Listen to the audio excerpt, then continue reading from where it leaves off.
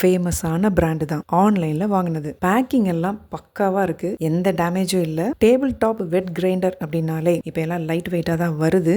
But light வெயிட்டுங்கிற பேரில் நம்ம குவாலிட்டியை காம்ப்ரமைஸ் பண்ணுறோமோ அப்படின்னு எனக்கு தோணுது. இதை ப்ரூவ் பண்ணுறதுக்காக தான் 15 வருஷமாக யூஸ் பண்ண ஒரு பழைய கிரைண்டரை ஸ்டோர் ரூம்லேருந்து எடுத்து ஒரு கம்பேரிசன் பண்ணேன். என்னது 15 வருஷமா? இதெல்லாம் நம்புற மாதிரியா இருக்கு அப்படின்னு உங்கள் மைண்டு வாய்ஸ் சொல்கிறது எனக்கு நல்லாவே கேட்குது. நிஜமாவே 15 வருஷம் தான். பட் இந்த 15 வருஷத்தில் 2-3 தடவை ரிப்பேருக்குலாம் போயிட்டு வந்துருச்சு. பட் ஒரு கிரைண்டர் 15 வருஷம் வருது அப்படின்னா 2-3 தடவை ரிப்பேர் பண்ணுறது தப்பு இல்லைன்னு நினைக்கிறேன். அதோட ட்ரம்மாக இருந்தாலும் சரி, கல்லோட சைஸாக இருந்தாலும் சரி, இல்லை யூசேஜ் பர்ஸ்பெக்டிவாக இருந்தாலும் சரி, எல்லா விஷயத்துலையும் பழசு தான் ப்ளஸ் மார்க்கு வாங்கிட்டு போயிடுச்சு. பழசில் எப்படி இருக்குன்னா, ஜஸ்ட் ட்ரம்மு கல் இது ரெண்டையும் கழுவுனமா, அரிசியை போட்டோமா, ஒரு பட்டனை அமுக்கி கிரைண்டரை க்ளோஸ் பண்ணிட்டா அது பாட்டில் அரைக்க ஆரம்பிச்சிடும். ஆனால் புதுசில் ட்ரம்முக்கு நடுவில் நீளமாக ஒரு ஸ்டிக்கு, நடுவில் ஒரு ஓட்டை வேற.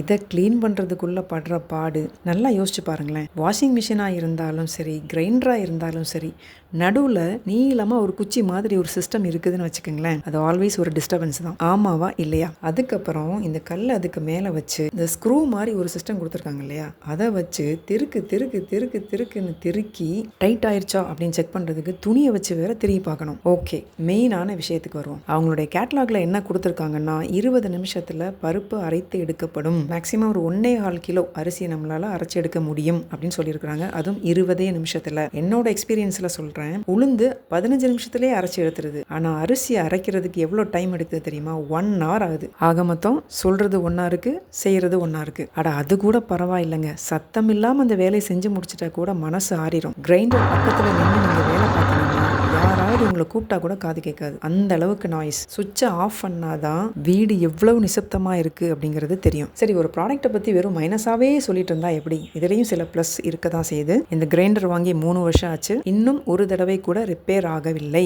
இந்த கிரைண்டரோட இன்னொரு ப்ளஸ் என்னன்னு பார்த்தோன்னா, இது கூட ஒரு அட்டாச்மெண்ட் வருது, கோகனட் ஸ்கிராப்பர், தேங்காய் துருவுறது. இந்த ப்ராடக்ட் உண்மையிலே ரொம்ப யூஸ்ஃபுல்லான ப்ராடக்ட். பட் கேர்ஃபுல்லாக பண்ணணும், இல்லைனா நம்ம கையை கிழிச்சு விட்டுரும். தேங்காவை அதிகமாக துருவி யூஸ் பண்ண மாட்டேன், அதனால் எனக்கு இந்த ப்ராடக்ட் வந்து அதிகமாக யூஸ் ஆகலை. நீங்கள் தேங்காவை அதிகமாக துருவி யூஸ் பண்ணுற ஒரு ஆளாக இருந்தால் அதுக்காகவே இந்த கிரைண்டரை நீங்கள் வாங்கலாம். சரி, கன்க்ளூஷனுக்கு வருவோம். இன்னொரு கிரைண்டர் வாங்குறதுக்கு எனக்கு சீக்கிரமே ஒரு வாய்ப்பு கிடைச்சதுன்னா, இந்த மாதிரி ட்ரம்முக்கு நடுவில் ஒரு ஸ்டிக்கெல்லாம் இல்லாமல் பழைய சிஸ்டத்தில் வேலை செய்கிற அந்த மாதிரி ஒரு கிரைண்டர் தாங்க வாங்குவேன். இன்னும் சொல்ல போனால் பழைய கிரைண்டர் தூக்கி போடுறதுக்கே மனசு வரல, பழசு போல வருமா அப்படிங்கிற இந்த டயலாக் என்னோட இந்த பழைய கிரைண்டருக்கு தான் பொருத்தமாக இருக்கும். உங்களுடைய ஃபேவரட்டான கிரைண்டர் எது?